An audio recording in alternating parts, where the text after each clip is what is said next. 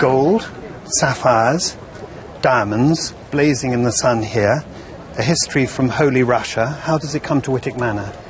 It belongs to my dad's family, who is Czech, and it's got a nice little story behind it. It was given to my great-great-granddad, who was a gamekeeper in Moravia at the time.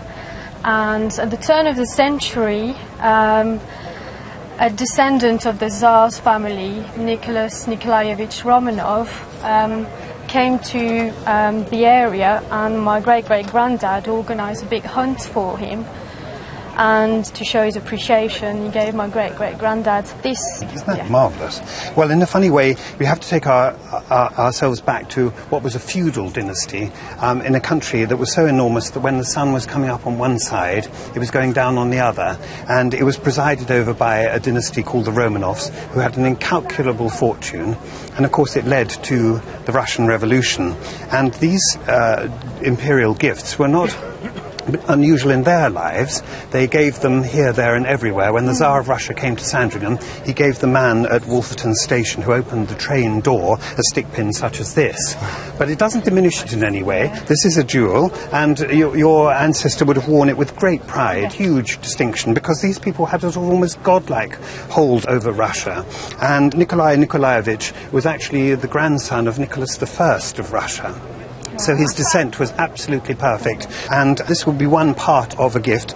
And I had a little look at it earlier, and I wanted to attribute this to the greatest of all the court jewellers, Fabergé, but unfortunately I can't. I think the fitted case is untypical of Fabergé, but it's certainly made by one of his prime competitors, perhaps Bolin, Ovchinnikov, Klebnikov, and its magic is all the same, without a shadow of doubt. After the revolution, the White Russians had no Tsar. Their Tsar had been murdered, and a large proportion of the family had been murdered. And so they had to elect somebody who had survived the revolution.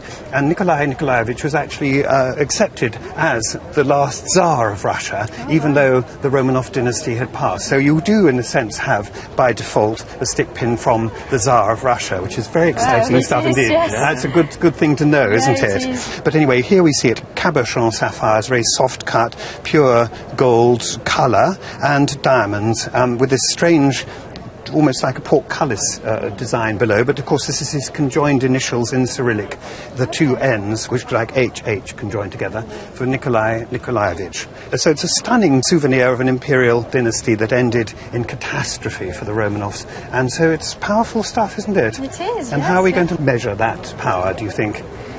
It's hard. I've no idea. I honestly didn't think it was much at all. No, well, I think it's much. I think it really is much. Really I think it's worth £4,500 to £5,000. Wow. Oh my God. Fantastic. Brilliant. It's been sent over from France for today, so I think the relatives in France are going to be very happy as well. Well, maybe you'll say it My never dad, arrived.